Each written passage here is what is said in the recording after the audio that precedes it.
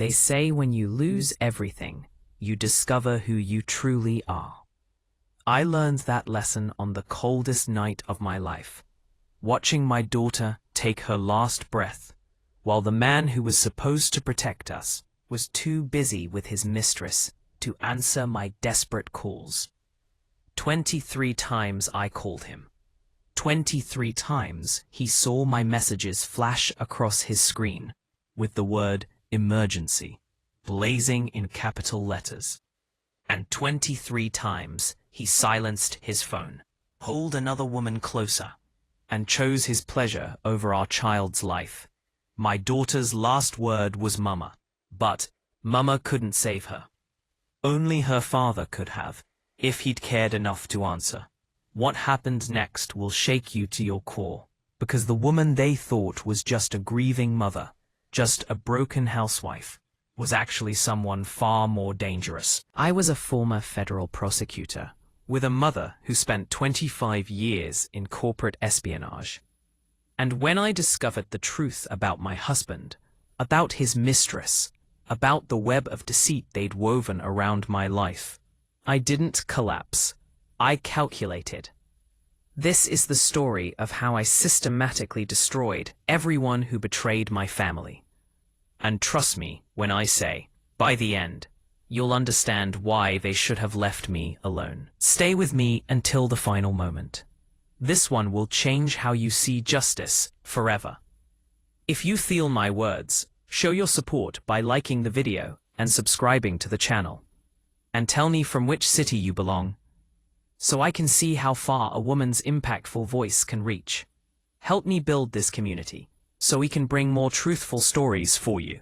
Now, let me take you back to 3 months before I stood at my own carefully orchestrated memorial service, watching two specific faces that were conspicuously absent from the crowd, both wearing orange jumpsuits in federal facilities hundreds of miles apart. Derek Mitchell, 15 years. Vanessa Sterling, 47 years.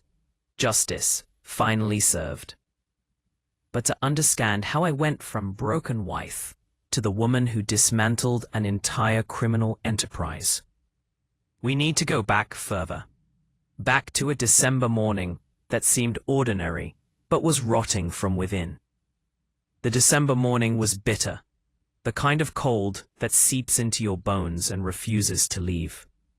I moved through our cramped Chicago kitchen with the mechanical efficiency of someone running on caffeine and maternal desperation. My daughter, Lily, sat at our small breakfast table, her 5-year-old frame, dwarfed by the portable oxygen concentrator, humming beside her chair. Clear tubes snaked under her nose, delivering the breath her damaged lungs couldn't fully provide on their own. "Here you go, sweetheart," I said, setting down a plate of pancakes cut into heart shapes. "Your favorite." Lily poked at a pancake with her fork, her movements slow and tired. "Thanks, Mama." Heavy footsteps thundered down the stairs. Derek Mitchell entered the kitchen like a man annoyed by his own family's existence. His suit probably cost $4,000. His watch was worth more than our monthly medical bills. His cologne was new, something I didn't recognize, something expensive and deliberately chosen to impress someone who wasn't me. He didn't look at Lily. He barely glanced at me. His eyes stayed fixed on his phone, thumbs moving rapidly across the screen, his mouth curving into a slight smile at whatever message he was reading. I watched him, cataloging the details I'd trained myself to ignore for too long. The way he angled his body away from us. The complete absence of warmth when his gaze briefly flickered toward our chronically ill daughter. The way he treated us like inconvenient obstacles in his otherwise perfect life. "Her pulmonary appointment is at 2, I said, carefully, keeping my voice neutral. "Will you be there this time?" Derek didn't look up. "The Lawson merger closes today. I can't just drop everything because of a routine checkup." Because your daughter needs you, I corrected quietly. Now he looked at me. His eyes were cold, devoid of the warmth I remembered from our early years together. Someone has to pay for her treatments, Natalie. Or did you forget you haven't worked in 5 years? The words landed like a physical blow. I absorbed them silently, the way I'd learned to absorb everything Derek threw at me. I had given up my career as a federal prosecutor to care for our sick child. I had sacrificed my identity, my income, my independence, my entire sense of self. And he wielded it against me like a weapon. Derek grabbed his briefcase and headed for the door. He didn't kiss me goodbye. He didn't kiss Lily goodbye. He didn't even acknowledge the small girl watching him with confused, hopeful eyes. "Daddy?" Lily called out, her voice so small, so fragile. Derek paused at the door, annoyance flickering across his handsome face. "What? Will you come to my appointment today?" The doctor said he might have good news. For a moment, something almost human passed through Derek's expression. Almost. Then it vanished, replaced by the familiar mask of impatience. "We'll see, sweetheart. Daddy's very busy." He left.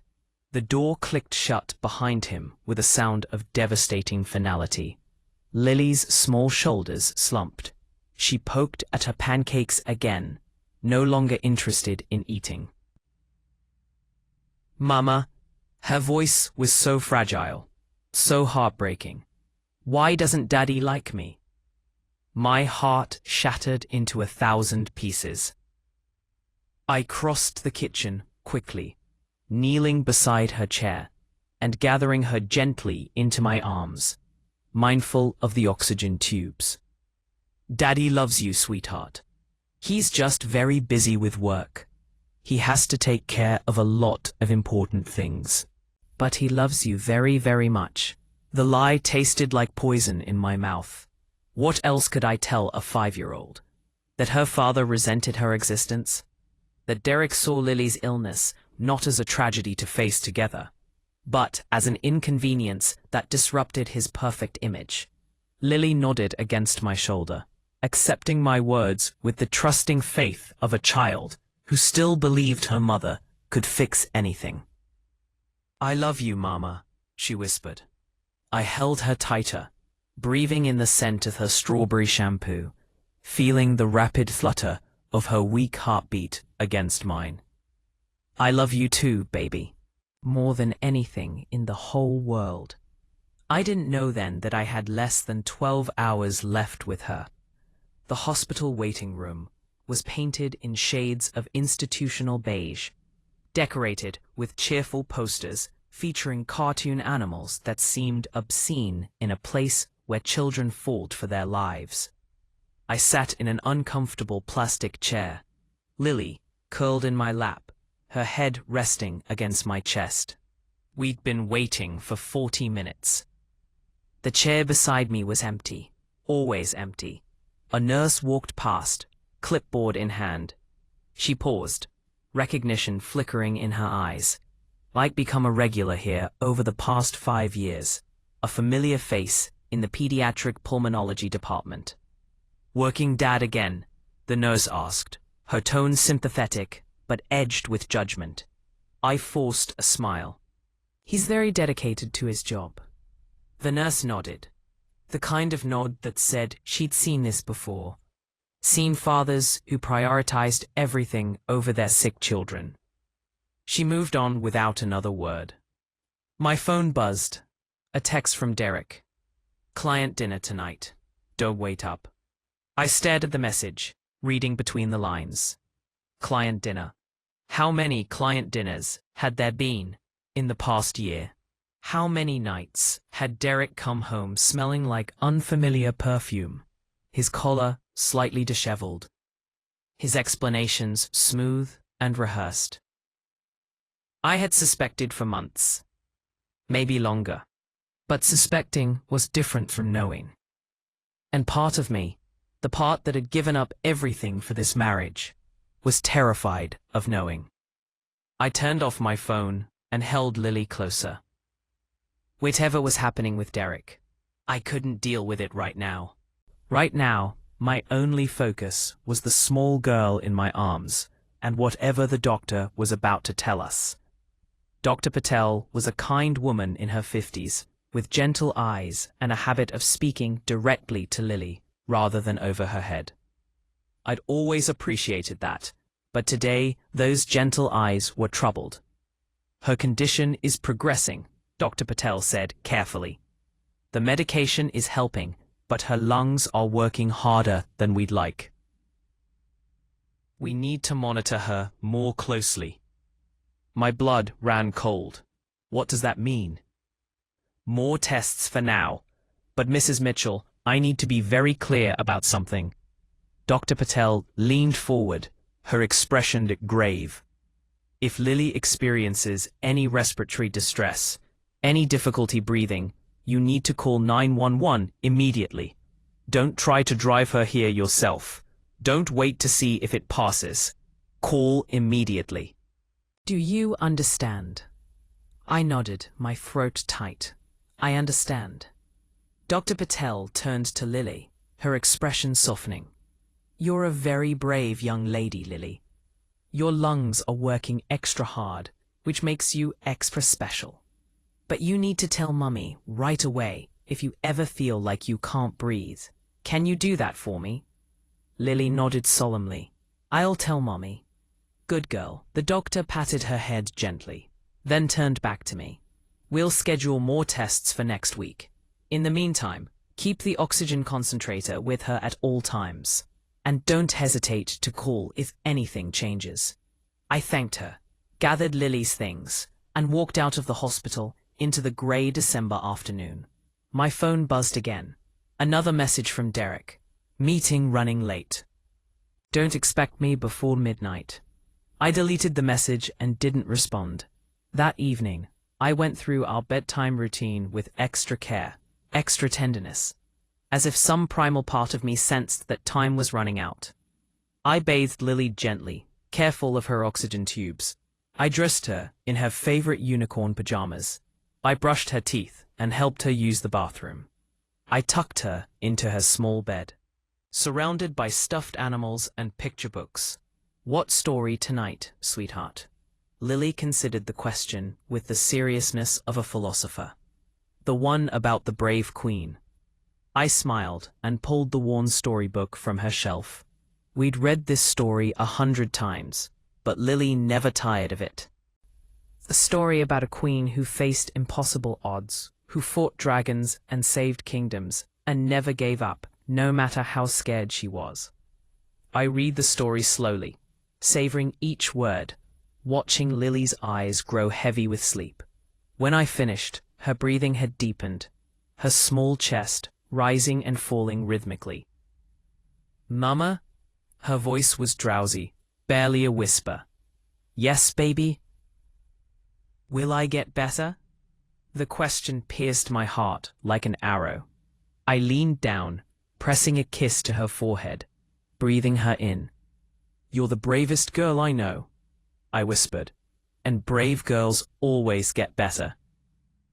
She smiled, a small sleepy smile, and her eyes drifted closed. I sat beside her bed for a long moment, watching her sleep, memorizing the curve of her cheek, the flutter of her eyelashes, the sound of her breathing. I didn't know why, but I felt compelled to commit every detail to memory. I love you, Lily, I whispered, more than anything in the whole world. I kissed her one last time and quietly left the room. 3 hours later, I was folding laundry in the small living room when I found it, a receipt in the pocket of Derek's dress pants. Fairmont Hotel, Suite 2106, $1,400 per night, charged last Thursday. My hands began to shake. I should have felt shock. I should have felt rage. Instead, I felt a terrible, crushing sense of inevitability. Some part of me had known. Some part of me had always known.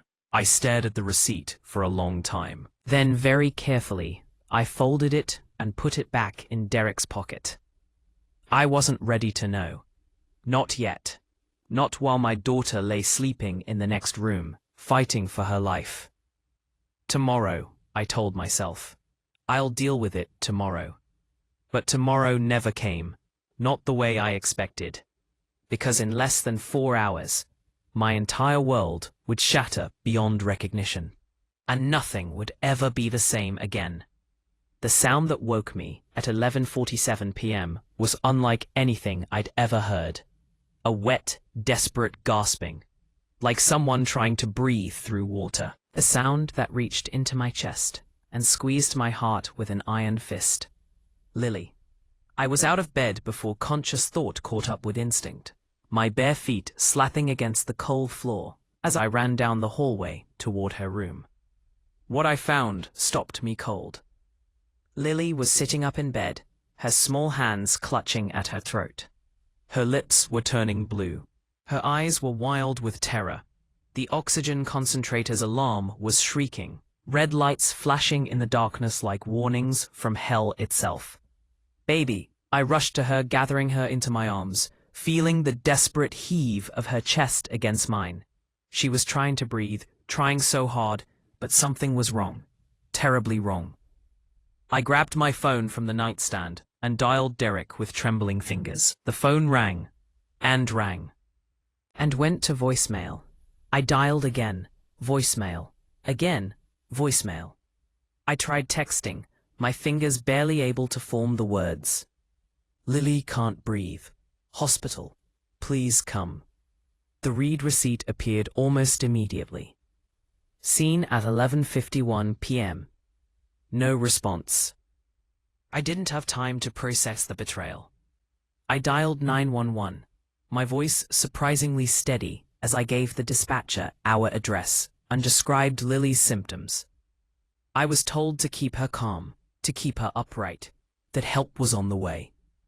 I held my daughter against my chest, rocking her gently, whispering the same words over and over. Stay with me, baby.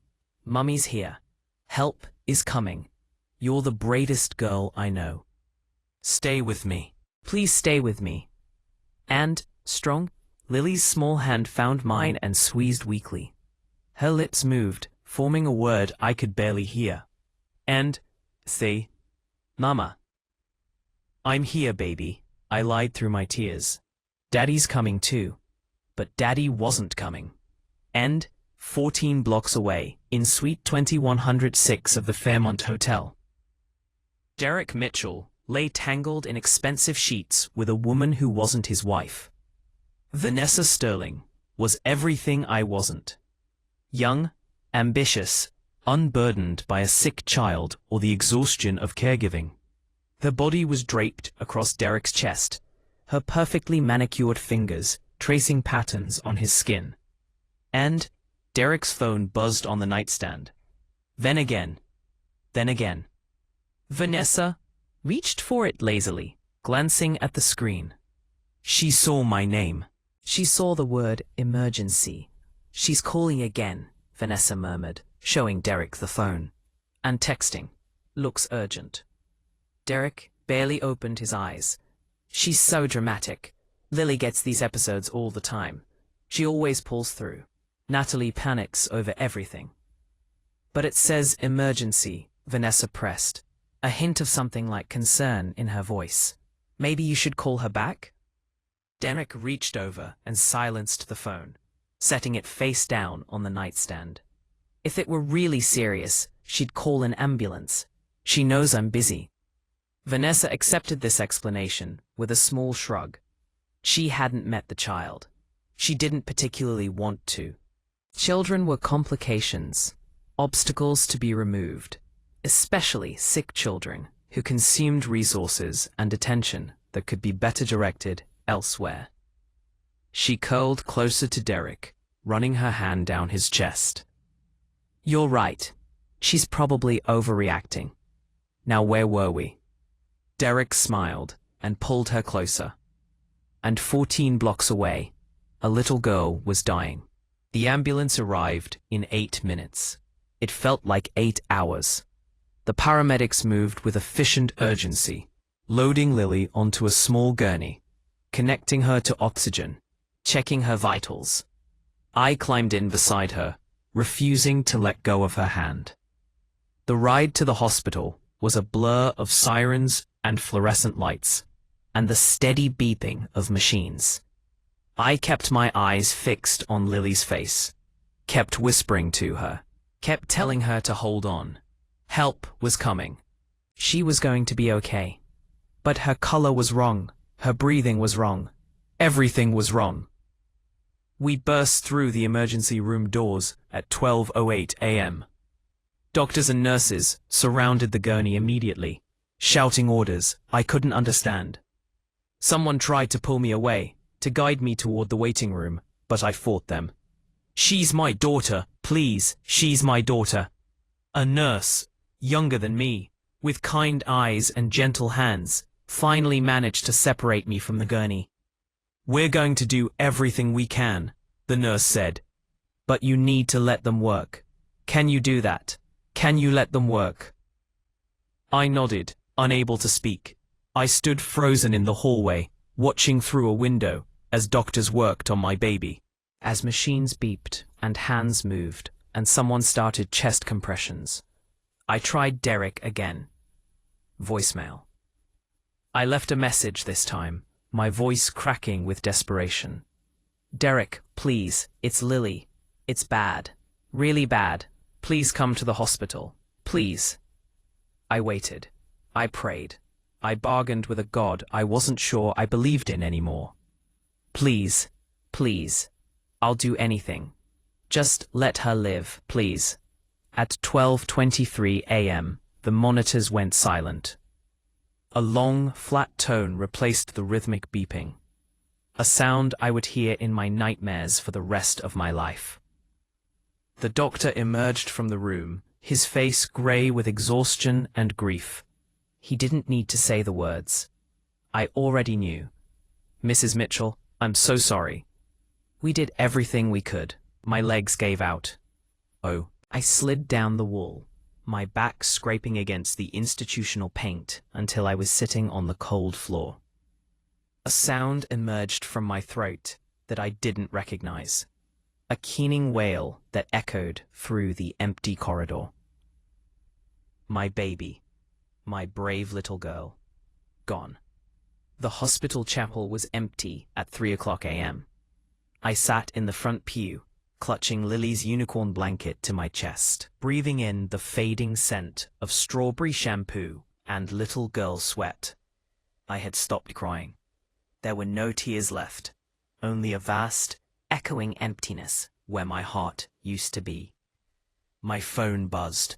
Not a call, an email notification. The family iPad was synced to Derek's email account. He'd set it up himself, years ago, probably forgetting that it meant I could see everything that came through. I looked at the notification without really seeing it. Hotel confirmation, Fairmont, tonight. Then another email, from someone named V. Tonight was amazing. Can't wait for tomorrow. Miss you already. I stared at the words until they blurred. Then I laughed. It wasn't a sane laugh. It was the laugh of a woman who had lost everything, who had just discovered the final betrayal on top of the ultimate loss. It was the laugh of someone crossing over from grief into something darker. My daughter had died calling for me, begging for help, while her father was in bed with another woman, ignoring the calls that could have saved our child's life. I stopped laughing. I stopped feeling anything at all. Something cold and patient settled into the empty space where my grief had been. Something that looked at the situation with clear, calculating eyes and began to plan. I put the blanket to my face one last time, breathing in Lily's scent. Then I folded it carefully, placed it in my bag, and stood. By the time Derek came home, I would be ready for him. Derek Mitchell walked through the front door at 6:30 a.m., freshly showered and smelling of expensive hotel soap. He was already rehearsing his excuses, his mind running through the various lies he'd prepared. He stopped cold when he saw me. I sat in the armchair facing the door, perfectly still. My hands were folded in my lap. Lily's blanket lay across my knees. On the coffee table in front of me were 2 printed emails. "Nat," Derek started, his voice smooth with practiced concern.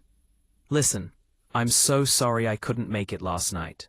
The meeting ran incredibly late, and by the time I saw your messages, I figured everything was under control." I said nothing. I simply looked at him.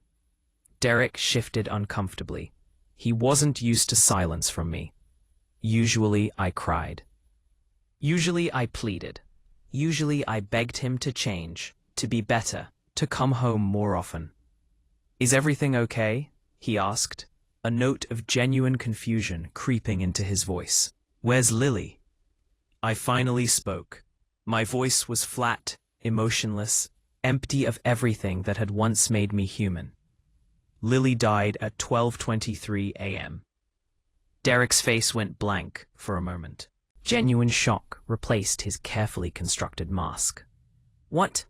She stopped breathing. "I called you 23 times. You saw my messages. The read receipts showed you saw them." "Natalie, I didn't know. My phone was on silent. I was in meetings. I didn't see until later. And by then, I thought everything was fine. You said she had these episodes before." I thought. I picked up the first printed email and held it toward him. "Fairmont Hotel, Suite 2106, last night. $1,400 charged to our joint credit card." Derek's mask flickered. I watched guilt and calculation war for dominance in his eyes. "I can explain. The firm booked the room for a client meeting. We ran late, and I stayed rather than drive home. It's not what you think." I held up the second email.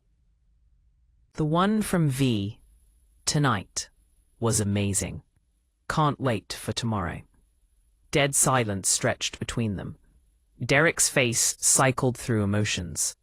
Guilt, fear, anger, and finally, the coldest of all, self-preservation. "You're in shock," he said, his voice taking on the patronizing tone I'd learned to hate. "You don't know what you're saying. You just lost our daughter. And you're looking for someone to blame. I understand that. We can talk about this when you've calmed down." I stood. I was taller than him when I stood up straight. Something I'd forgotten over the years of making myself small. "Her last word was Mama," I said quietly. She was scared. She couldn't breathe. She called for me, and I held her. And she asked where Daddy was. Derek took a step back. He'd never seen this look in my eyes before. Cold. Calculating. Dangerous. "Natalie, listen to me. You're not thinking clearly.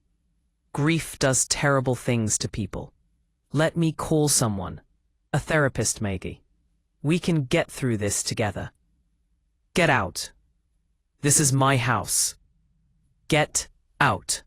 Derek blustered, his confidence returning now that he'd decided on a strategy. "I'm not going anywhere. You're clearly having some kind of breakdown, and I think it's best if you get some rest. We can talk about all this tomorrow." I stepped closer to him, close enough that he could see the ice in my eyes. "I was a federal prosecutor before I gave up everything for you," I said, my voice deadly calm. "I know exactly how much you have to lose. I know the shell companies you think no one knows about. I know the offshore accounts. I know the partners at your firm who would love to know what their golden boy has been doing with client funds. So when I tell you to get out, I'm not asking, I'm telling. And you have exactly 5 minutes before I start making phone calls." Derek stared at me. For the first time in our marriage, He looked genuinely afraid. He grabbed his coat and left without another word. I watched him go. Then I sat back down, picked up Lily's blanket, and held it to my chest. I allowed myself one more hour of grief. One more hour to cry, to scream into the unicorn fabric, to break apart completely. Then I wiped my eyes, straightened my spine, and reached for my phone. I scrolled to a contact I hadn't called in 6 years. A contact Derek had convinced me to delete, to ignore, to forget. Mum. My thumb hovered over the call button. Memories flooded back. Derek's voice, smooth and insidious. Your mother is controlling, Natalie. She never approved of us. If you want this marriage to work, you need to choose. I had chosen Derek, the biggest mistake of my life. But it wasn't too late to fix that mistake. I pressed call. The phone rang once, twice. Then a voice I'd almost forgotten answered immediately, as if she'd been waiting by the phone for 6 years. Natalie? Mom. My voice broke on the word. Lily's gone, and I have no one. A long pause. Then, in a voice filled with quiet, controlled fury, I'm on my way. If you feel my words, show your support by liking the video and subscribing to the channel. And tell me from which city you belong, so I can see how far a woman's impactful voice can reach. Help me build this community so we can bring more truthful stories for you. Catherine Cross arrived at my small apartment 20 hours after my phone call. She'd driven through the night from her home in Virginia, stopping only for gas and coffee. I opened the door to find a woman I barely recognized. 6 years had aged her. Her hair was grayer, the lines on her face deeper, the posture slightly less imposing than I remembered. But her eyes were the same. Sharp, clear, calculating. The eyes of a woman who'd spent 25 years in corporate espionage, learning how to read people and situations with terrifying accuracy. She took one look at me and pulled me into her arms. I collapsed against her chest, sobbing for the first time since leaving the hospital chapel. I'd held myself together through Derek's confrontation, through the arrangements with the funeral home, through the endless paperwork and phone calls. But in my mother's arms, I finally let myself fall apart. I pushed you away. I choked out between sobs. For years, I believed him when he said you were controlling. When he said I had to choose. I chose him. And now Lily's dead, and I have nothing. Catherine held me tighter. I know what he said. I know what he did. I watched from a distance, and it killed me. But none of that matters now. She pulled back, holding my face in her hands, the way she had when I was a little girl, crying over a scraped knee. Tell me everything, she said. From the beginning. Leave nothing out. So I told her. The affair I'd suspected for months. The receipts I'd found and chosen to ignore. The night Lily died. The 23 unanswered calls. The emails from V. Derek's cold denial and calculated counterattack. When I finished, Catherine was quiet for a long moment. Her jaw was tight, her eyes cold and calculating. I recognized that look. It was the look of a strategist mapping out a battlefield. What do you want to do? She asked finally. I met her eyes. Something had changed in me over the past 20 hours. The grief was still there, would always be there. But it had transformed into something harder, something more useful. I want to take everything from him, I said, my voice steady. Everything he cares about. His money, his reputation, his freedom. I want him to feel what I feel right now, like he has nothing left. Catherine nodded slowly. Then we do this properly. Systematically. No rush moves, no emotional outbursts. We plan, we gather evidence, we'll build our case. And when we're finished, there won't be anything left of Derek Mitchell but ashes. She said this the way another mother might discuss helping her daughter move apartments.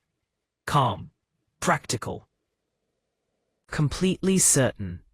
I felt something I hadn't felt in years. Hope. How? I asked. Catherine pulled a small notebook from her jacket pocket. The same type of notebook she'd carried throughout her career, filled with meticulous notes and careful plans. First, we need allies, she said. You mentioned you were a federal prosecutor before you gave it up for him. Any contacts from that world who might still be useful? I thought for a moment. There was one name that kept rising to the surface. Jessica Chen, I said. My best friend from law school. She's a divorce attorney now. One of the best in the city. Catherine raised an eyebrow. Best friend. I don't remember you mentioning her in years. Because I pushed her away, I admitted. Shame hot in my chest. Derek said she was jealous of our marriage. He said her negativity was toxic, so I cut her off. And do you think she'd help you now? I remembered Jessica. The fierce loyalty. The stubborn refusal to give up on anyone she loved. The way she'd kept sending birthday cards and holiday messages even after I stopped responding. I think she would. Good. Call her. Catherine paused, considering. And what about evidence? You mentioned shell companies and offshore accounts. Do you have proof? I have suspicions. I have receipts and emails. But the serious financial stuff, I only know about it because Derek would talk on the phone sometimes when he thought I wasn't listening. Then we need access to his files, his emails, his financial records. Catherine smiled, a cold, dangerous smile. Lucky for you, I spent 25 years learning how to find things that are supposed to stay hidden. Is that legal? Catherine's smile didn't waver. Define legal. I met Jessica Chen at a small cafe 3 days later. The meeting was awkward at first, weighted with 6 years of silence and abandoned friendship. Jessica looked good. Successful. Her hair was shorter than I remembered. Her suit more expensive, her demeanor more polished. But when she saw me walk through the door, all that professional armor cracked. Her eyes filled with tears. Nat, she breathed. Oh my God. I heard about Lily. I'm so sorry. We embraced, and 6 years of distance melted away in an instant. We sat at a corner table, speaking in low voices over cups of coffee that grew cold, unforgotten. I need your help, I said finally. But not just as a friend. I need the best divorce attorney in the city. And everyone says, that's you. Jessica nodded slowly. I can help you with the divorce. But looking at your face, I think you want more than that. I pulled out a folder. Inside were the printed emails, the hotel receipts, copies of financial documents my mother's contacts had begun to uncover. Derek made me sign documents over the years, I said quietly. Financial things. I never read them because I trusted him. Now I'm starting to think they weren't what he said they were. Jessica flipped through the papers, her expression growing more serious with each page. These aren't household documents, she said finally. These are corporate registrations, shell company structures. Nat, if what I'm seeing here is accurate, your husband has been using you as a front for something much larger than infidelity. What do you mean? I mean you need to find out exactly what you signed. Because if these companies are being used for anything illegal, your signature on them makes you legally responsible. The blood drained from my face. So he didn't just cheat on me, he set me up. It looks that way. Jessica reached across the table and squeezed my hand. But here's the good news. If we can prove forgery, if we can show that you signed these documents under false pretenses, then we can turn this whole thing around. He becomes the criminal, not you. How do we prove that? We start by documenting everything, every signature you gave, every document you remember signing. We compare them to the actual registrations, and we get a forensic handwriting expert involved if necessary. Strong, I nodded. I can do that. My mother's already working on getting access to Derek's financial records. Strong. Jessica looked surprised. Your mother? I thought you two were estranged. Strong. We were. My jaw tightened. But when your granddaughter dies because your son-in-law was too busy with his mistress to answer the phone, old grudges tend to seem less important. Strong. Jessica was silent for a moment. Then she reached across and took my hand again. I told you 6 years ago that Derek was wrong for you, she said softly. You said I was jealous. I wasn't. I was scared for you. I know. I'm sorry. You don't need to apologize. You need to fight. And I'm going to help you. Jessica's expression hardened with determination. We do this together.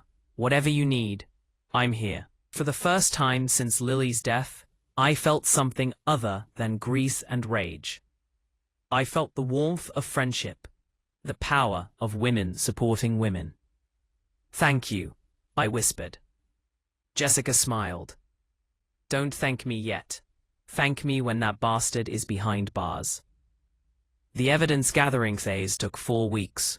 4 weeks of sleepless nights, of poring over documents, of meeting with investigators and experts that my mother's contacts provided.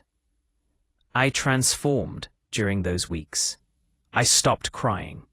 I started eating again, sleeping again, functioning again. But I wasn't the same woman I'd been before. Something fundamental had shifted.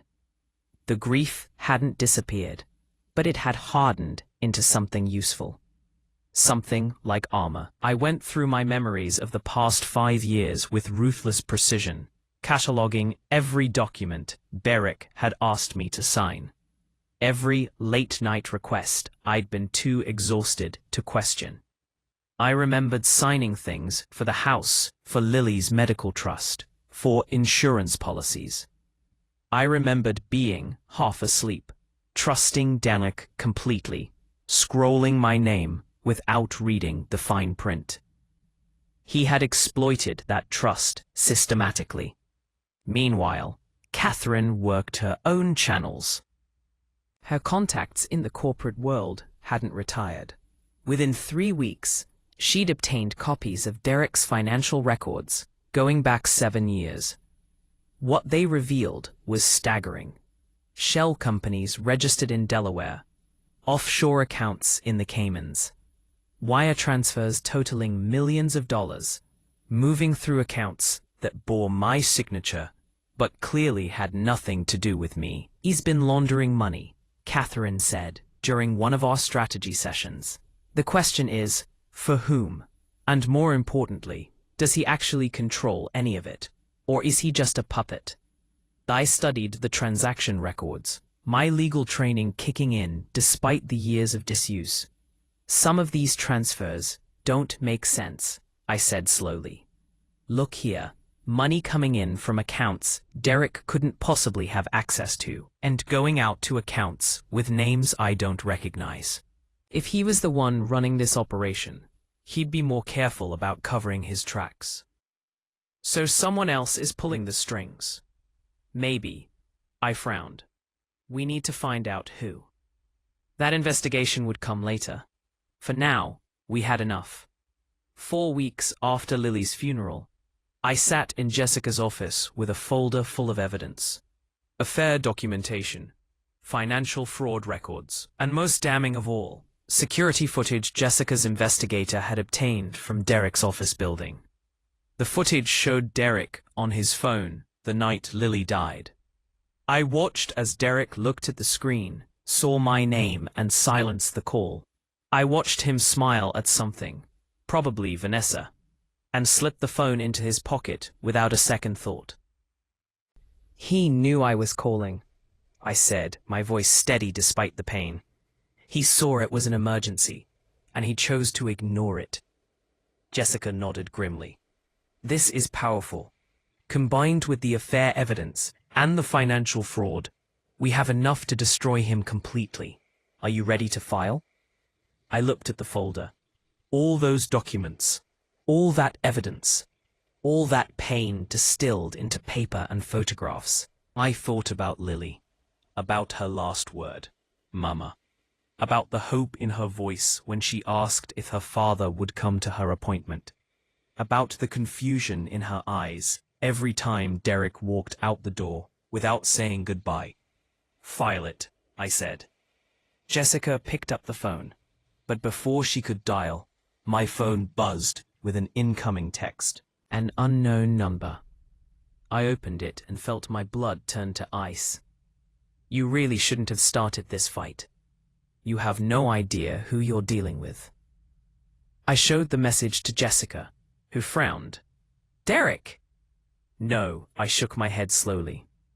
This isn't his style. He'd call and try to manipulate me.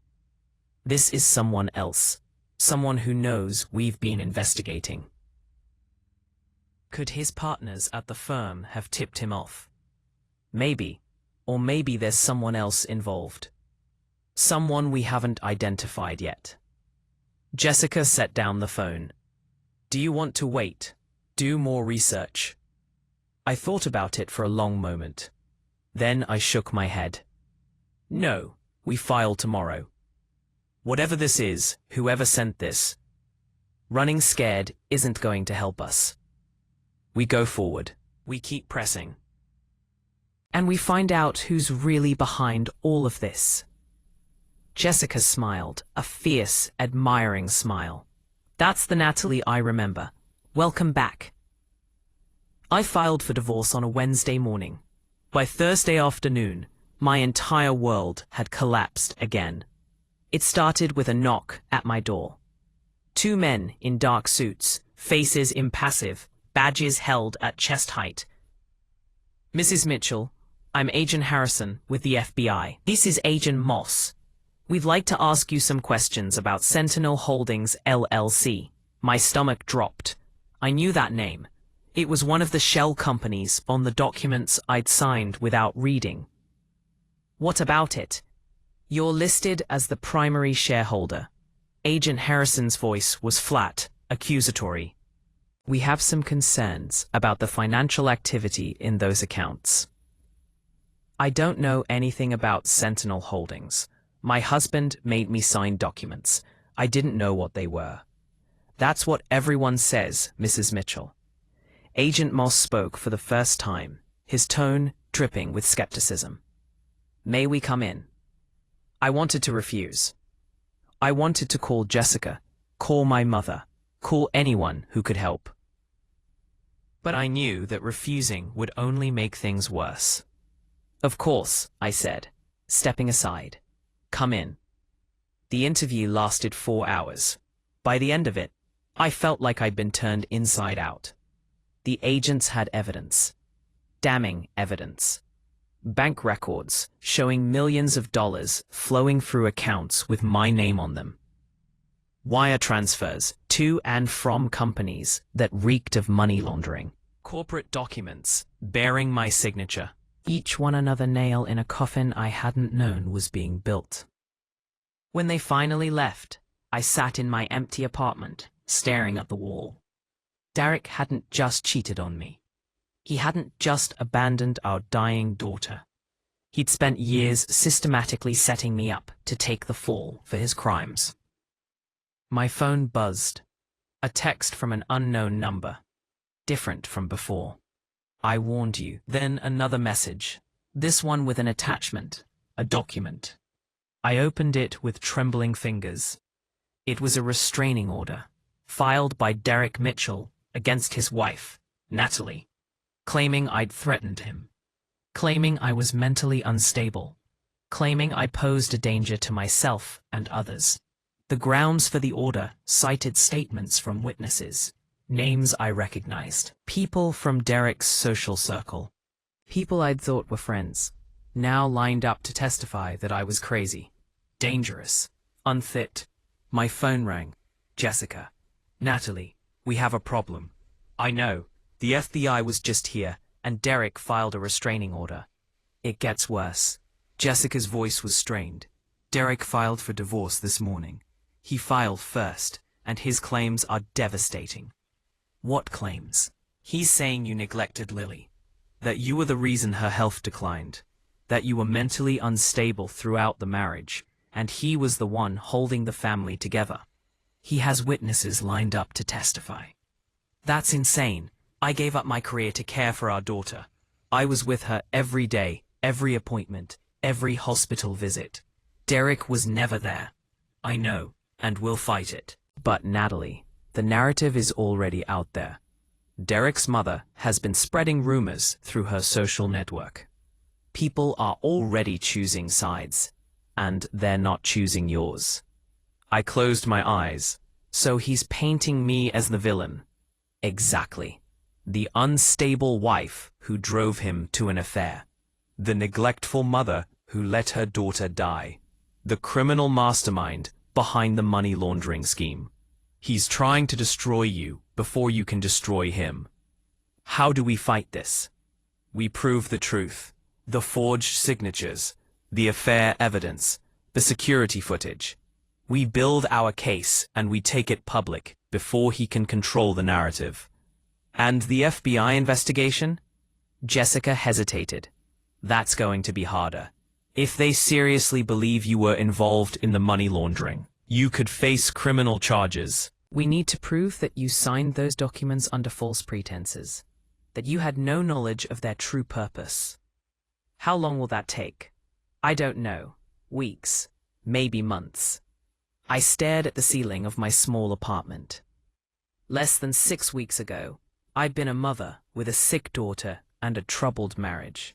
Now I was a widow, a defendant in a federal investigation, and the target of a coordinated campaign to destroy my reputation and my freedom.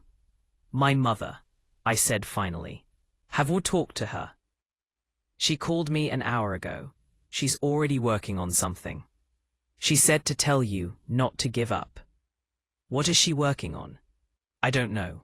She wouldn't say. But Natalie, I've known your mother for years. That woman doesn't give up, and she doesn't lose. Whatever she's planning, it's going to hurt someone. I hope so, I said quietly. I really, really hope so. The next 2 weeks were the worst of my life. I was served with the restraining order, which meant I couldn't approach Derek or the house we'd shared. I was called in for 3 more FBI interviews, each one more aggressive than the last.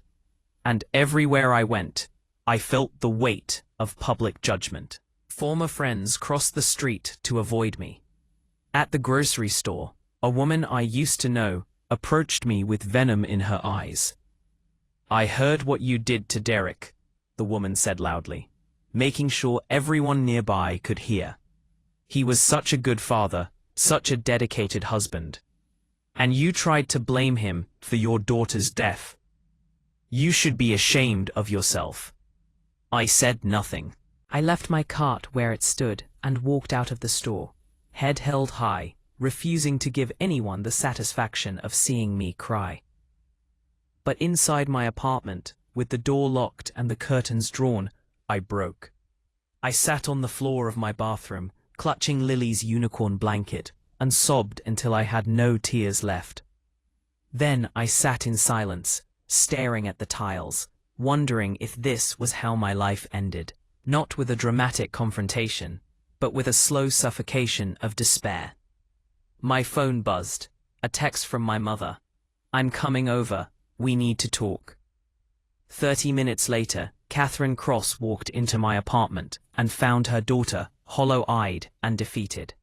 She didn't offer empty comfort. She didn't tell me everything would be okay. She simply sat down across from me and looked at me with those clear, sharp eyes. "You're making the same mistake every defeated soldier makes," she said. "You think the battle is over because you lost the first engagement." I shook my head. "He has everything, Mom. Money, lawyers, connections. The FBI is investigating me, not him. People think I'm the villain. I have nothing left." "And what do you have?" "Nothing." "Wrong." Catherine leaned forward. "You have me, you have the truth, and you have something Derek doesn't have. Patience." "Patience?" I didn't spend 25 years in corporate espionage to let some Wall Street narcissist destroy my daughter. We're not going to fight his war, Natalie. We're going to fight ours, and our war is fought differently. How? ? Catherine smiled. It wasn't a pleasant smile. By making sure everyone who helped him suffers right alongside him. By the time we're finished, Derek Mitchell won't have a single ally left. And then he'll understand what it really means to have nothing. Strong. The private dining room at the Chicago Union League Club was decorated in the restrained opulence of old money. Mahogany panels, crystal chandeliers, portraits of long-dead industrialists staring down from the walls with imperious disapproval. Strong. Catherine Cross sat at a table set for 4, nursing a glass of bourbon she hadn't touched. Across from her sat 3 men in suits that probably cost more than a used car, the senior partners of Mitchell, Lawson, and Chase, the investment firm where Derek Mitchell had built his career. "Gentlemen," Catherine said pleasantly, "I appreciate you meeting with me on such short notice. I know you're busy men." The eldest of the 3, a silver-haired man named Robert Lawson, nodded cautiously. "Your reputation precedes you, Miss Cross. When a woman with your background requests a meeting, one pays attention. What can we do for you?" "It's more what I can do for you." Catherine slid a thick folder across the polished table. "I've become aware of some irregularities in your firm's accounts. Specifically, transactions tied to an associate named Derek Mitchell." The 3 partners exchanged glances. Catherine noted the micro-expressions: concern, calculation, a hint of fear. "What kind of irregularities?" the youngest partner, David Chase, asked carefully. Catherine opened the folder and turned it so they could see the contents. Client funds being redirected to offshore accounts. Shell companies used to mask the movement of money. Wire transfers to entities that, upon investigation, appear to have ties to organized crime. All of it linked directly or indirectly to accounts managed by Mr. Mitchell. Silence, heavy and suffocating. "Now," Catherine continued, "I'm not suggesting you knew about any of this. I'm sure you're as shocked as I was to learn that one of your senior associates has been using your firm's reputation as cover for what appears to be a money laundering operation." "If this was true," Lawson said slowly, "why are you bringing it to us?" "Why not the authorities?" "Because I believe in giving people the opportunity to do the right thing. And because the authorities, when they become involved, tend to be somewhat indiscriminate in their investigations. They might not stop at Mr. Mitchell. They might wonder what the senior partners knew, when they knew it, what they might have overlooked." The implication landed like a bomb. Chase's face went pale. The 3rd partner, a quiet man named Thomas Chen, who hadn't spoken yet, gripped the arm of his chair so tightly his knuckles went white. "What exactly do you want?" Lawson asked, his voice cold. Catherine smiled. "What I want is very simple. I want Derek Mitchell removed from your firm. Immediately. Publicly. I want it made clear that the firm does not tolerate the behavior outlined in this folder. And if we refuse, then this folder finds its way to the SEC, the FBI, and several journalists I happen to know who specialize in financial crime.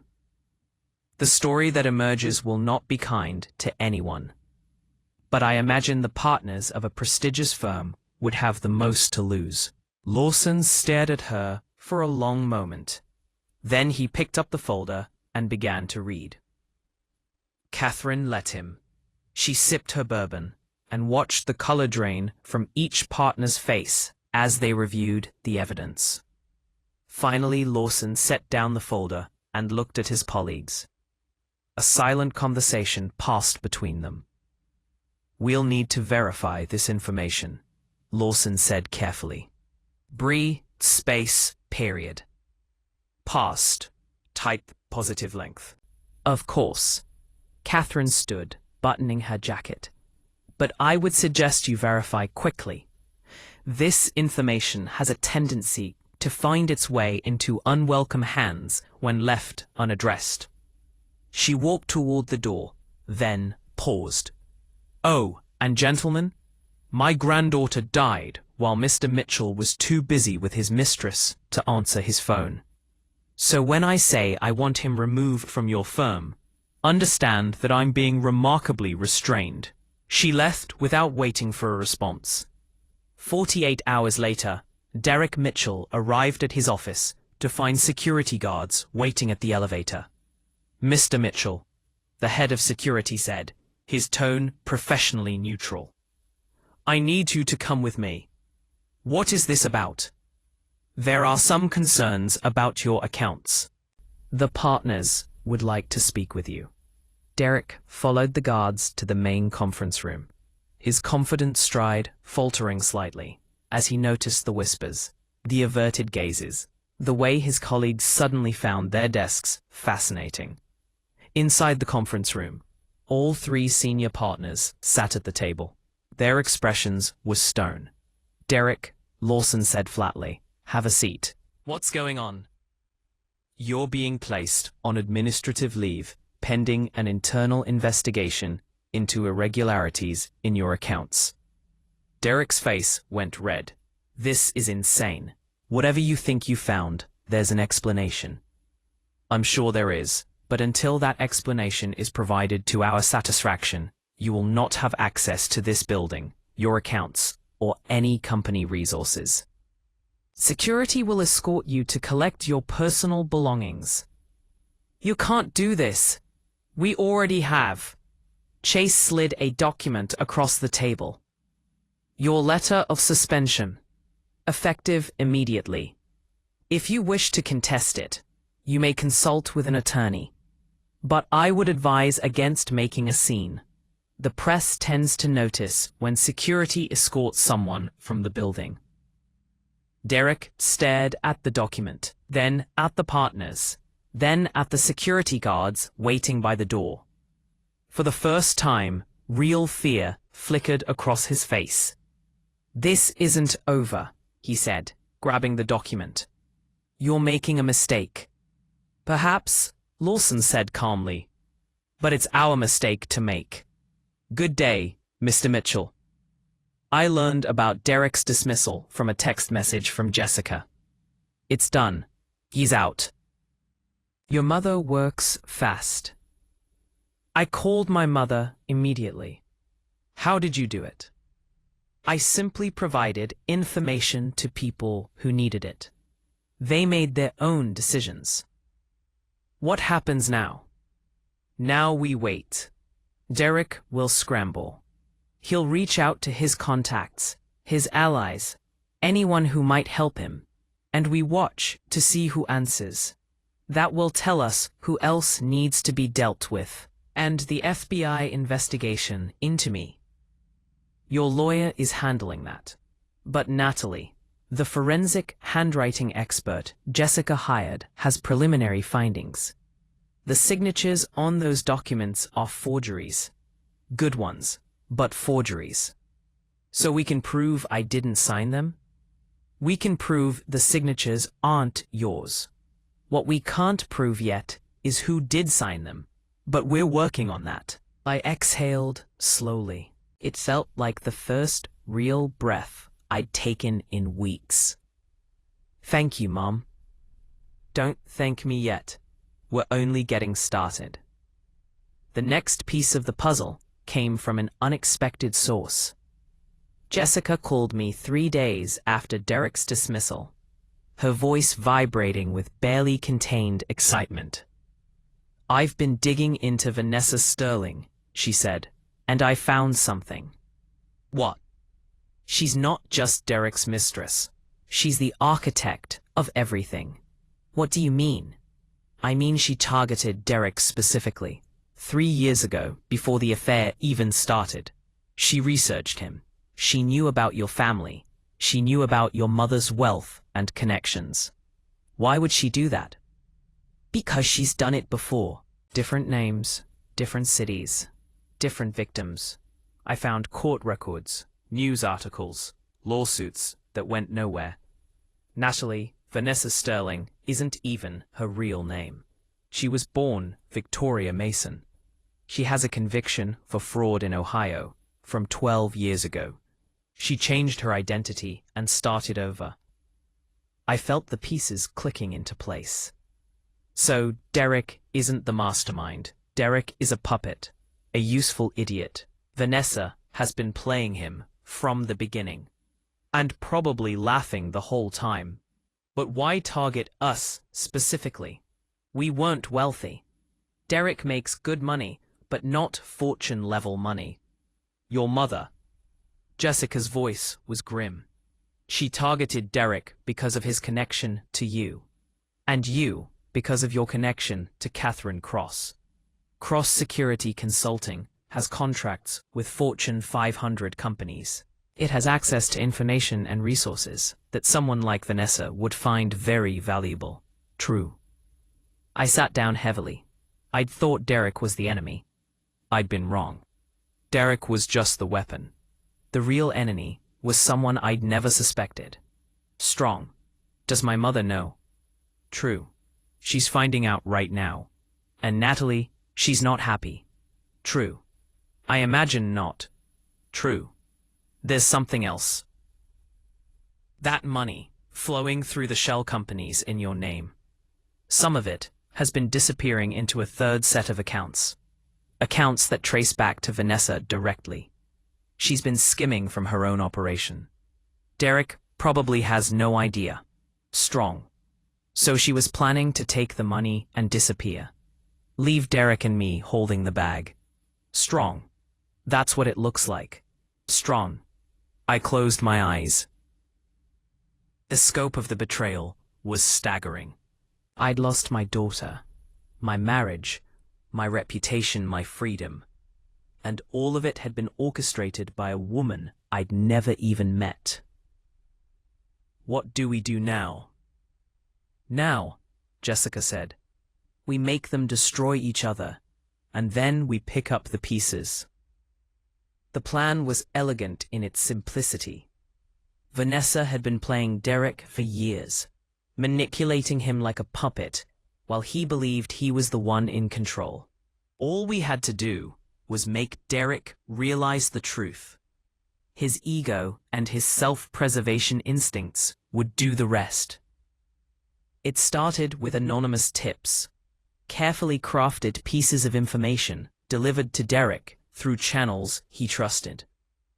A concerned friend who'd heard rumors, a colleague who noticed something strange in the accounts, a private investigator's report that somehow found its way to his desk. Each piece of information pointed to the same conclusion. Vanessa wasn't his partner. She was his handler, and she was preparing to throw him to the wolves while walking away with everything. Derek, being Derek, reacted exactly as expected. The confrontation happened in Vanessa's apartment. Derek arrived with the evidence he'd gathered, his face twisted with fury. "You've been stealing from me," he snarled. "This whole time, you've been siphoning money into your own accounts. You've been setting me up. Vanessa remained calm. She'd prepared for this possibility. Prepared for what? Derek, darling, you're being paranoid. Whatever you think you found, I can explain. Explain this. He threw a stack of documents at her. Account statements.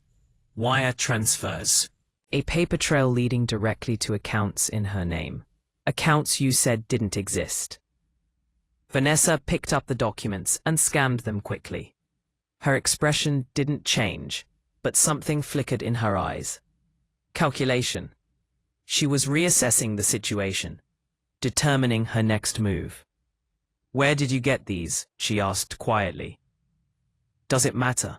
You've been playing me for years. Everything I did. Everything I risked.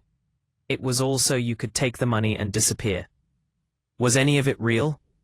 Or was I just a tool? Vanessa set down the documents and looked at him with something like pity. Oh, Derek, you really have no idea, do you? Idea about what? Everything I did was for us. For our future. The plan was always to take the money and start over somewhere without extradition treaties. Together. Says Derek laughed bitterly. You've been preparing to frame my wife for everything. You've been building a case against me so you could walk away clean. I've been building a case against her, not you. There's a difference. Your wife is the one whose name is on all those documents. Your wife is the one the FBI is investigating. When this is over, she takes the fall. And we walk away. And the account's in your name. And insurance. In case things went wrong. Vanessa stepped closer, her voice softening. But things don't have to go wrong. We can still make this work. We can still have everything we planned. Derek stared at her for a moment.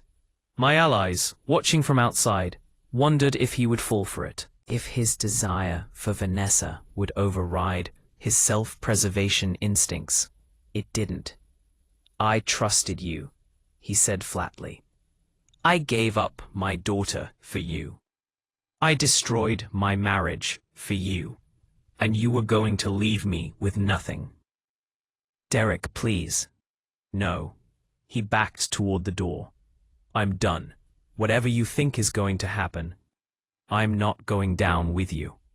He left. Vanessa watched him go, her expression finally cracking to reveal the cold fury beneath. Derek went straight to the FBI. He told them everything. About the shell companies, about the offshore accounts, about Vanessa Sterling, and her real identity as Victoria Mason. He painted himself as a victim, a man who'd been manipulated and deceived, who had no idea his mistress was a career criminal. The agents listened. They took notes. And then they made some calls.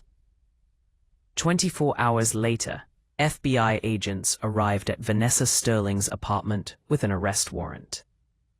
She wasn't there, but they tracked her to Derek's firm, where she'd gone to retrieve documents she thought she might need.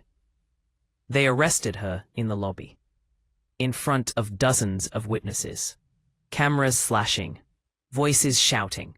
The images were everywhere within hours. The beautiful young executive, handcuffed and pale, being led to a waiting car. The headlines screamed scandal. The rumor mill went into overdrive. I watched the coverage from my small apartment, Jessica beside me. For the first time in weeks, I allowed myself to feel something like hope. It's over, I said. Isn't it? She's arrested. Derek confessed. The investigation will shift to them. Jessica nodded slowly. It looks that way. The FBI seems satisfied that you were a victim in all this. The forensic evidence supports that. The forged signatures, the timeline. So I'm in the clear. You're in the clear. I exhaled. The tension I'd been carrying for weeks began to release, muscle by muscle, breath by breath. I looked at Lily's photograph on the table beside me. Her smiling face, her bright eyes. I got them, baby, I whispered. It's finally over. It wasn't over. 2 days later, my phone rang. Jessica's voice was strained. The charges against Vanessa have been dropped. What? Evidence files were corrupted. Everything Derek provided to the FBI, gone, destroyed. Someone with access to the federal system deleted them. That's impossible. How? Certainly. I don't know. But Vanessa is free. And Natalie, there's more. Strong. What more could there possibly be? Strong. She knows it was us. She knows you were behind Derek turning on her. And she's not the type to let that go. Strong. I sat down heavily. The brief moment of hope evaporated, replaced by familiar dread. Strong. So she's coming for me. Strong. Thank you. She's coming for all of us. Whatever connection she has, whatever resources, she's going to use them. Strong. What do we do? Strong. We keep fighting. What else can we do? The first blow came within hours. I arrived at my mother's house for our regular strategy session and found paramedics loading her into an ambulance. Her face was gray, her breathing labored, her hand clutching her chest. Spot down, Mom. I ran to her side. What happened? Heart attack, one of the paramedics said. We need to get her to the hospital now. Are you family? I'm her daughter. I climbed into the ambulance, gripping my mother's hand. Mom, stay with me, please. Catherine opened her eyes. Her grip on my hand was weak, but determined. Don't stop, she rasped. Whatever happens, you finish this. Mom, please. Promise me. I promise. Her eyes closed. The paramedics went to work. And I sat in the ambulance, watching my mother fight for her life, wondering how much more I could possibly lose. Her eyes closed. The surgery was successful, the doctors cautiously optimistic about her recovery. But she would be in the hospital for weeks, maybe longer. She wouldn't be able to help me. I was alone. Except I wasn't. Not quite. My phone rang. Jessica. I braced myself for more bad news. Instead, Jessica's voice was steady and calm. I have to withdraw from your case. What? No, Jessica, you're the only lawyer I have. Vanessa has something on me. From my past, something I thought was buried. If I don't step back, she'll destroy my career, my family, everything. Jessica, please. You said you'd help me. You said we'd do this together. A long silence. Then Jessica's voice, thick with tears. I'm so sorry, Natalie. I wish I was strong enough to fight her. But I'm not. I have children. I have a husband. I can't risk everything for this. I understand. I didn't understand. But I said it anyway. Thank you for trying. I hope you win, Jessica whispered. I really do. The line went dead. I sat in the hospital waiting room, surrounded by strangers. My mother in recovery. My best friend gone. My enemy free and hunting. I had never felt more alone in my life. But then I remembered something. Something my mother had said when she first arrived after Lily's death. We do this properly. Systematically. No rush moves. No emotional outbursts. And I remembered something else. Something from my days as a federal prosecutor. Before I gave up everything for Derek. When you can't attack the head directly, you go after the body. You dismantle the organization piece by piece until there's nothing left to support the leadership. I pulled out my laptop and started searching. If you feel my words, show your support by liking the video and subscribing to the channel. And tell me from which city you belong, so I can see how far a woman's impactful voice can reach. Help me build this community so we can bring more truthful stories for you. I spent the next 5 days doing nothing but research. I combed through court records and news archives. I searched for patterns in fraud cases, identity theft, marriages that ended in mysterious financial ruin. I looked for victims who matched the profile of what Vanessa had done to my family, and slowly I began to find them. A family in Cleveland who lost everything in 2018. The wife had been blamed for embezzlement from her own husband's company. She died by suicide a year later. A couple in Phoenix in 2020. The husband disappeared with all their money, leaving the wife facing criminal charges for fraud she'd never committed. A family in Denver in 2022. Same pattern, same trajectory, same devastation. And in each case, buried in the court documents and police reports, I found traces of the same woman. Different names, different appearances, but the same methods, the same signature. Victoria Mason, Valerie Martinez, Veronica Mills, Vanessa Sterling. 4 identities, 4 destroyed families. 1 monster. I compiled everything I found into a folder. Names, dates, locations, evidence. Then I started making phone calls. Most of the victims were dead or unreachable, but one name kept appearing in multiple cases, listed as a witness, a friend, a family member who'd tried to help. Sarah Patterson. I found her living in a small town in Pennsylvania, far from the life she'd once known. I called the number 3 times before Sarah answered. "Who is this?" Sarah's voice was suspicious, guarded. "My name is Natalie Mitchell. I think we have someone in common. A woman named Vanessa Sterling, though you might have known her by a different name." Silence on the other end. Then, quietly, "Victoria Mason. That's what she called herself when she destroyed my life." I know. I gripped the phone tightly. "She's doing the same thing to me now, and I need your help." Another long silence. "I kept everything," Sarah said finally. "Every document, every email, every piece of evidence. I knew one day someone would come looking." "I'm coming to you," I said. "Tell me where." Sarah gave me the address, and for the first time in days, I felt something other than despair. I felt hope. Sarah Patterson lived in a small house on a quiet street in a town that had clearly seen better days. The paint was peeling, the lawn overgrown, the windows covered with heavy curtains that blocked the light. I knocked and waited. After a long moment, the door opened. Sarah was 58 years old, but she looked older.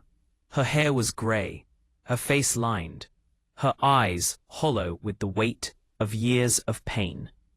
"You're Natalie," she said. It wasn't a question. "I am. Come in." The inside of the house was cramped and cluttered. Every surface was covered with boxes and folders and stacks of papers. It looked less like a home than an archive. "I've been waiting for years," Sarah said, leading me to a small living room.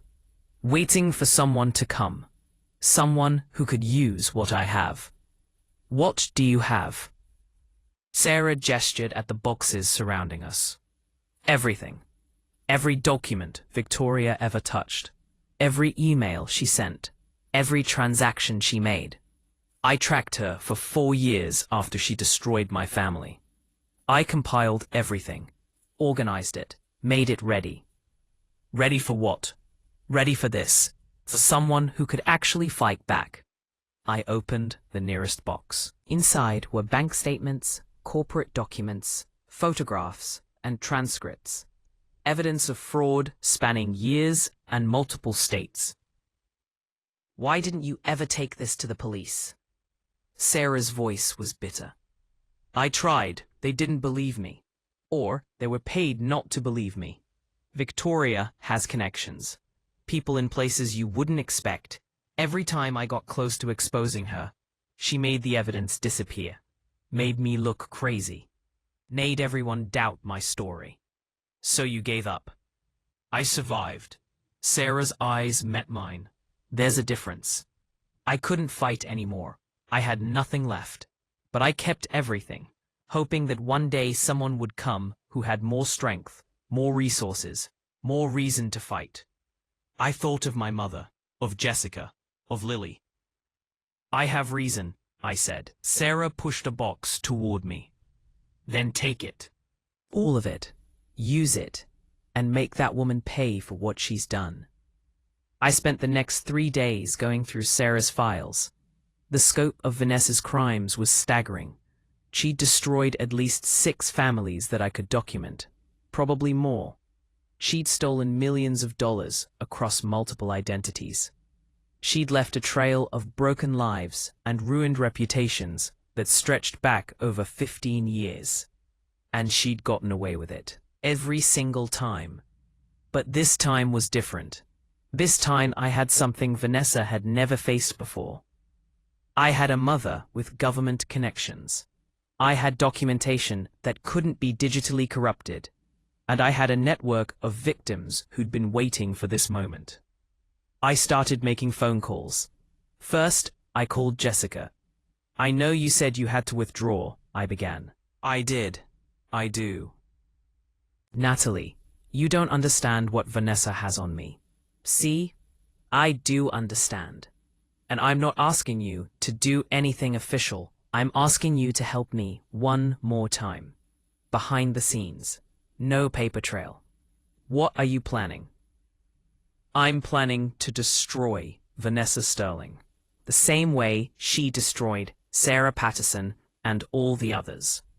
By exposing the truth. By building a case so airtight that no amount of corruption can make it disappear. Silence on the other end. I found Sarah, I continued. She has everything. Years of documentation. Evidence that ties Vanessa to fraud cases in 7 states. Real names, real accounts, real trails. How do you know the evidence isn't corrupted too? Because it's not digital. Sarah kept paper copies. Physical documents, photographs, things that can't be deleted remotely. More silence. Then, what do you need from me?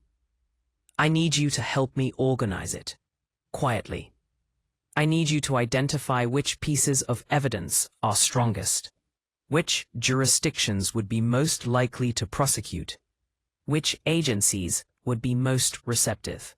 You're building a federal case. I'm building several. My voice hardened. Vanessa destroyed evidence at the FBI once.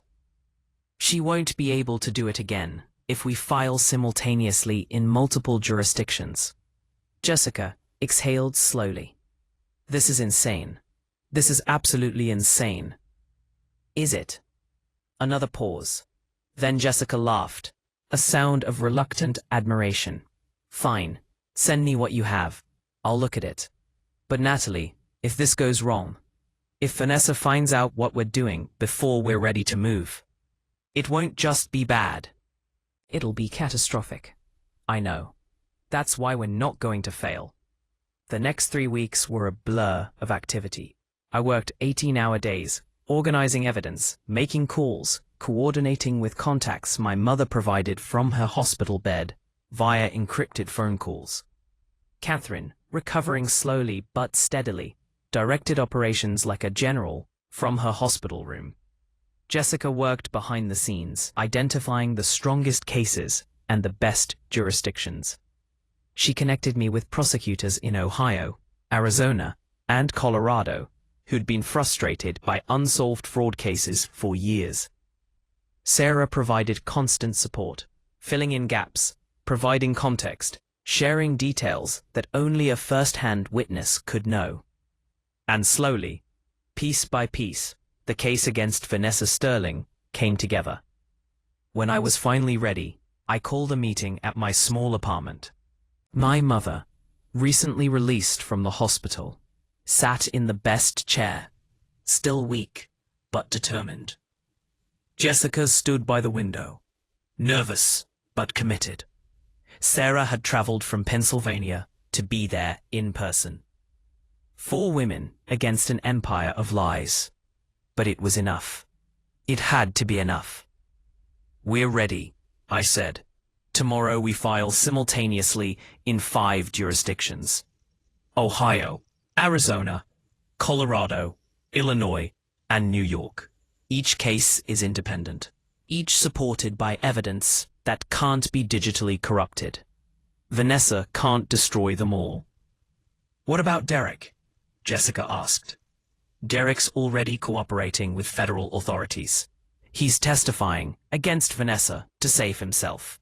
His testimony, combined with our evidence, creates a web she can't escape. And her FBI contacts. Catherine smiled coldly. I've spoken with some old friends at the agency. The people who corrupted the evidence are being investigated. By the time Vanessa realizes what's happening, her protection will be gone. I looked around the room at the faces of my allies. My mother, my friend, a woman I'd never met before this crisis. 1 year ago, I'd been a mother with a sick daughter and a troubled marriage. 7 months ago, I'd lost everything I thought mattered. But I'd found something else instead. Strength I didn't know I had, allies I didn't know existed, and a purpose that gave meaning to my grief. Tomorrow, we take everything from her, I said. The way she took everything from us. Are we ready? The nods around the room were unanimous. We were ready. I chose the restaurant carefully. Upscale, quiet, the kind of place where people discussed things they didn't want overheard. Vanessa arrived exactly on time, dressed impeccably as always. Her confidence radiated like a force field. She slid into the booth across from me with the grace of a predator who believed she'd already won. I was surprised you wanted to meet, Vanessa said, her smile thin and sharp. I assumed you'd be busy with funeral arrangements. Your mother's health, I hear, has been quite precarious. I didn't react to the taunt. She's recovering, thank you. Pity. Vanessa picked up the menu, glancing at it casually. So, you said you wanted to discuss terms. I assume that means you're ready to surrender. Actually, I said, I'm here to offer you a choice.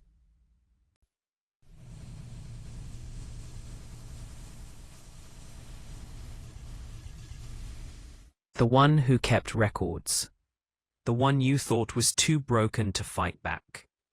Whatever she has, Vanessa said quickly, it's meaningless.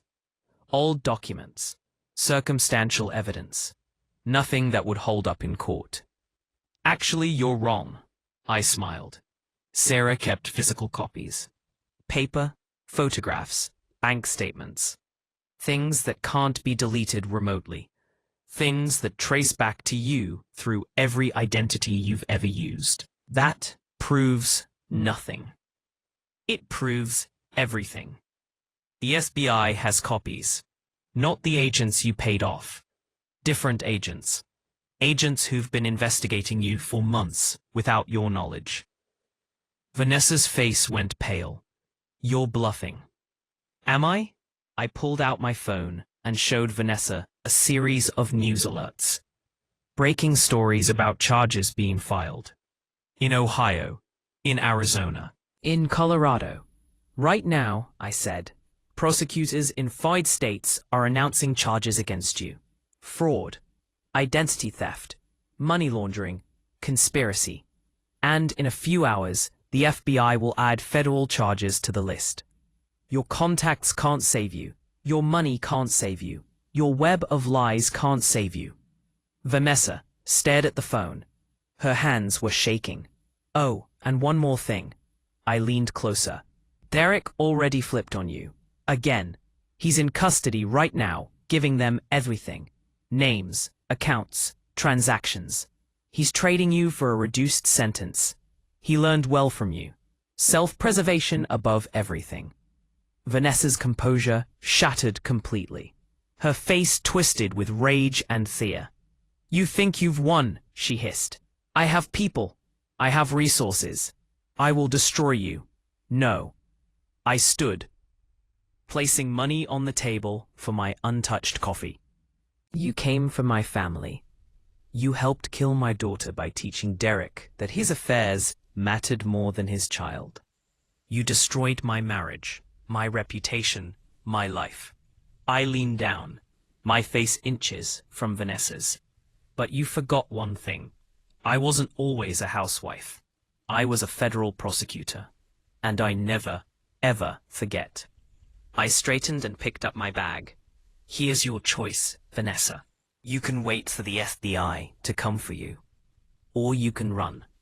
But we both know they'll find you. They always do. I walked out of the restaurant without looking back.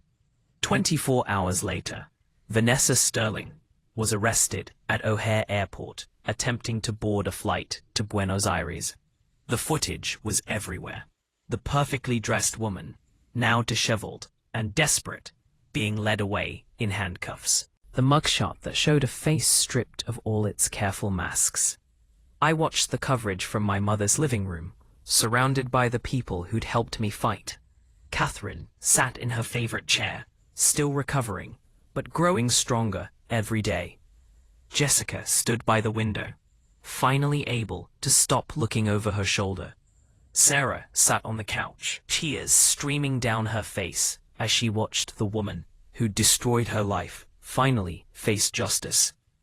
It's over, Sarah whispered. It's really over. Not quite, Catherine said. There's still Derek. Derek Mitchell was sentenced 3 weeks later. The courtroom was packed. Reporters, victims, curious spectators. I sat in the front row, my face expressionless, as the judge read the charges.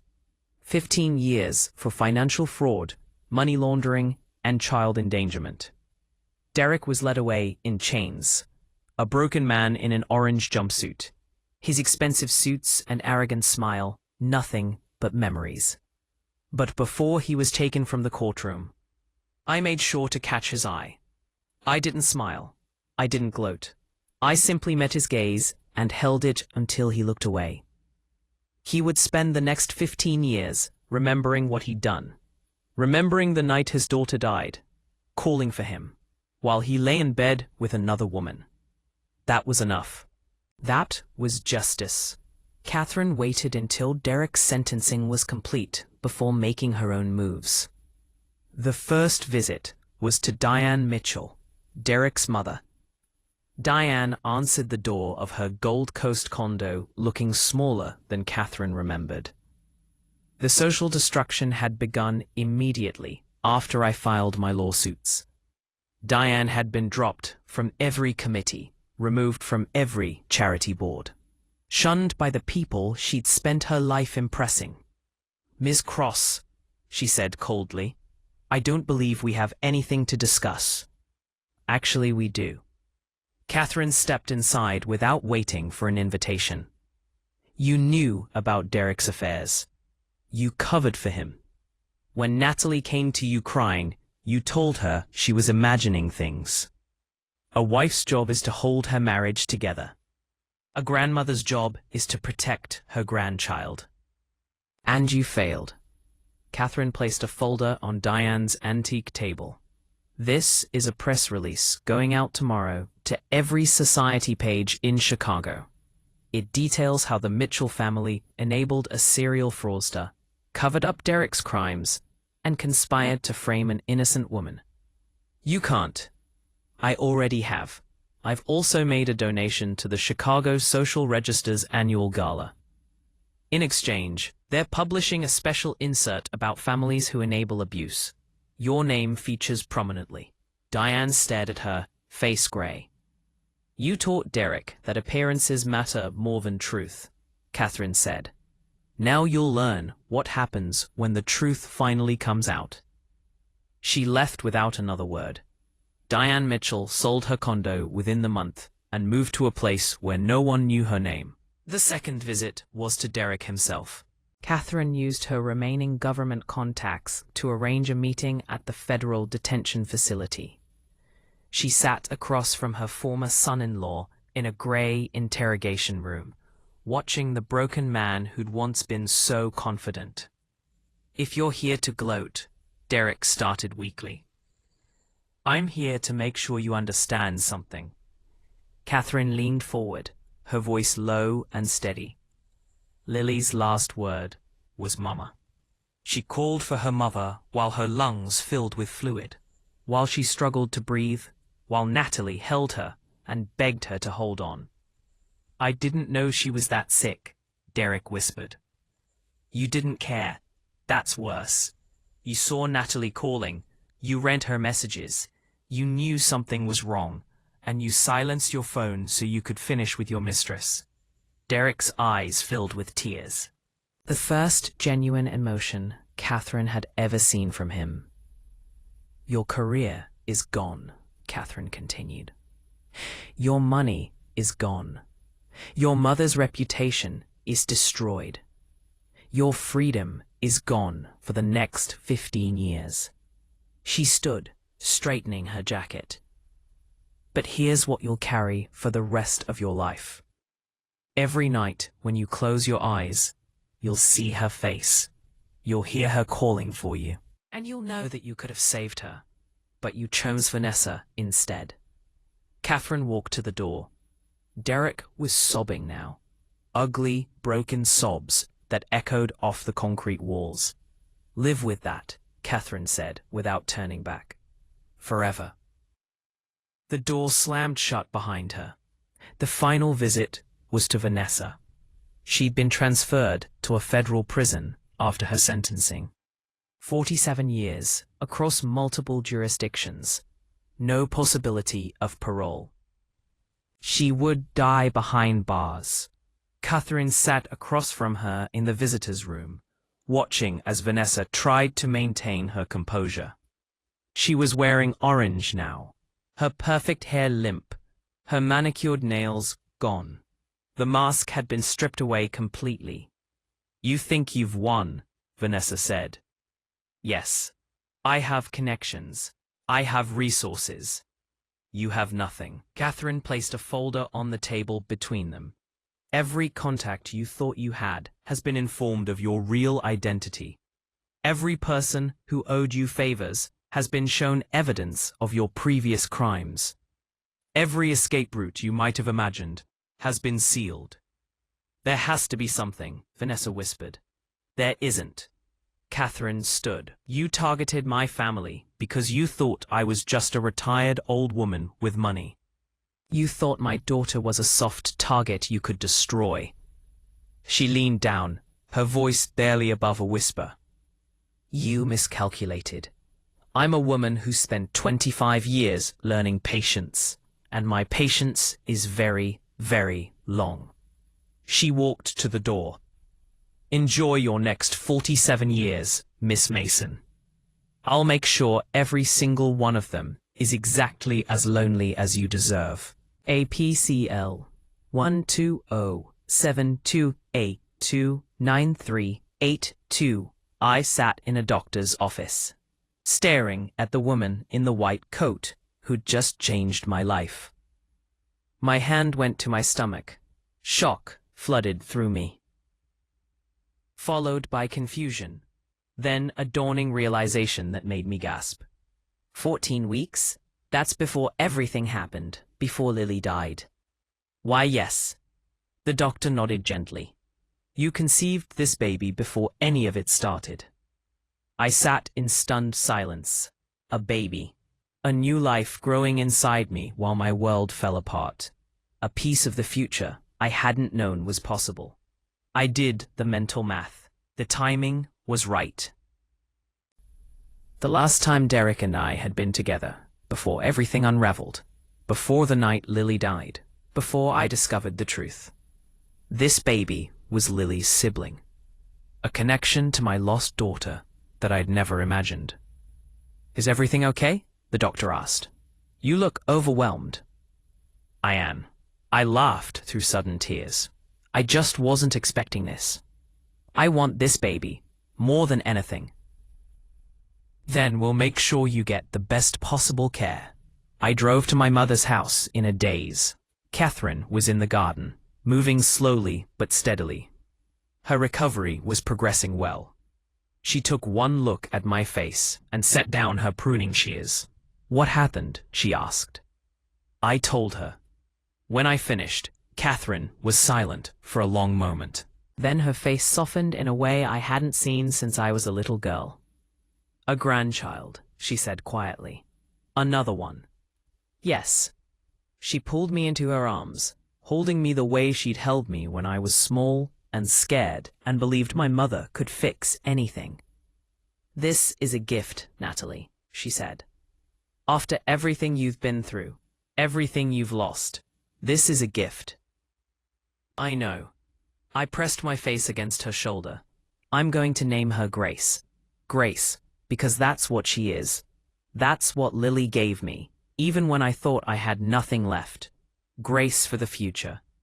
4 months later, I stood in the Lily Rose Mitchell Memorial Garden. It was a beautiful space, funded by the settlement money recovered from Derek and Vanessa's accounts. Flowering trees lined the paths. Benches overlooked a small pond. In the center stood a memorial stone inscribed with my daughter's name. Lily Rose Mitchell, beloved daughter. Forever remembered. Forever loved. The bravest girl we ever knew. I touched my growing belly as I read the inscription. Catherine stood beside me, leaning on her cane but strong. Jessica was there too, freed from Vanessa's threats after the arrest. Sarah had come from Pennsylvania to see the garden that had grown from her years of patient record-keeping. 4 women bound together by tragedy and triumph. "You're going to have a little sister, Lily," I said softly to the memorial stone. "I'm naming her Grace because that's what you gave me, even when I thought I had nothing left." "She would be proud of you," Catherine said, her voice rough with emotion. "You didn't give up." "I couldn't." I made her a promise. Jessica put an arm around my shoulders. "And now you get to start over." I nodded slowly. "Yes, but it's different this time." "Different how?" "Before, I was starting over for someone else. For Derek. For the marriage I thought I wanted. For the life I thought I was supposed to have." I looked around at the garden. At my mother. At my friend. At the woman who'd become an unexpected ally. This time I'm starting over for me, and for the 2 children who made me a mother. The one I lost, and the one who's coming. The garden dedication ceremony ended hours ago, but I stayed. I sat on a bench overlooking the pond, watching the sunset paint the sky in shades of gold and rose. My mother had gone home to rest. Jessica had returned to her family. Sarah had begun the drive back to Pennsylvania, lighter than I'd ever seen her. I was alone with my thoughts, and for the first time in months, they were peaceful. I thought about the past year, about Lily, about Derek, about Vanessa, about everything I'd lost and everything I'd gained. "They say time heals everything," I murmured to myself. But that's not true. Time just gives you distance. Healing is a choice you make every single day. I stood, my hand resting on my belly, where Grace was growing. "I lost my daughter," I continued, speaking to the empty garden, to the sunset, to Lily's memory. "I lost my marriage. I lost myself for years in a life that was never mine. But I found something in the ashes. The woman I was always meant to be. Prince." I walked toward the garden entrance, pausing at Lily's memorial stone. My mother taught me that justice isn't about anger. It's about balance. about making sure the people who hurt you can never hurt anyone else again. Prince, I touched the stone gently. Derek will spend 15 years remembering what he did. Vanessa will spend the rest of her life paying for her crimes. And I get to start over. Prince, I looked up at the sky where the first stars were beginning to appear. This time, I'm not starting over for someone else. I'm starting over for me, and for the 2 children who made me a mother, the one I lost and the one who's coming. I started walking toward the parking lot, toward my car, toward the future. Then I stopped, turned back one last time. I love you, Lily, I whispered. Always. A butterfly landed on the memorial stone, its wings catching the last light of the setting sun. It stayed for a moment, as if delivering a message. Then it flew away, rising toward the stars. I watched it go. Then I smiled, placed my hand on my belly, and walked forward into my new life. 5 months later, on a sunny morning in May, Grace Catherine Mitchell was born. She had my eyes and her sister's smile. She was healthy. She was strong. She was perfect. I held my daughter in the hospital room, surrounded by the people who loved me. Catherine sat in the chair beside the bed, tears streaming down her weathered face. Jessica stood by the window, taking photographs for the baby book she'd already started. "Welcome to the world, Grace," I whispered. "You have a big sister watching over you from somewhere very special." The baby yawned and snuggled closer to my chest. And I, Natalie Mitchell, who had lost everything and rebuilt it from the ashes, finally understood what it meant to be whole. 1 year later, I stood at the entrance to the Lily Rose Mitchell Memorial Garden, watching families walk the paths I'd helped create. The garden had become more than a memorial. It had become a support center for families of children with chronic illnesses. 400 families had found help there in the past year. Counseling, financial assistance, medical referrals, pointing out the flowers and the butterflies and the pond where ducks swam in lazy circles. "See that stone over there?" I said. "That's so big, sister." She was the bravest girl I ever knew. Grace babbled something incomprehensible and reached for a passing butterfly. I laughed and kissed my daughter's head. I thought about Derek, rotting in prison, haunted by his choices. I thought about Vanessa, alone in her cell, stripped of everything she'd taken from others. I thought about my mother, healthy now, spending her retirement spoiling her granddaughter and tending the garden that bore her other granddaughter's name. I thought about Lily, about her smile, about her laugh, about the way she called me Mama, and asked if she would get better. "You did get better, baby," I whispered. "Not the way I hoped, but in a different way. You're part of something beautiful now. Something that helps other families. Something that will last." A young mother approached me hesitantly. She looked exhausted, terrified, the way I'd looked a lifetime ago. "Excuse me," the woman said. "Are you Natalie Mitchell? Someone told me you might be able to help. My daughter was just diagnosed with a chronic lung condition, and I don't know what to do." I smiled. "Come inside. Let me tell you a story. It starts with a brave little girl who taught me that love is stronger than loss." And as I led the young mother into the garden, I understood at last. Grief doesn't end, but it can transform. Pain doesn't disappear, but it can become purpose. And love, real love, never dies. It just changes shape. If you feel my words, show your support by liking the video and subscribing to the channel. And tell me from which city you belong, so I can see how far a woman's impactful voice can reach. Help me build this community so we can bring more truthful stories for you.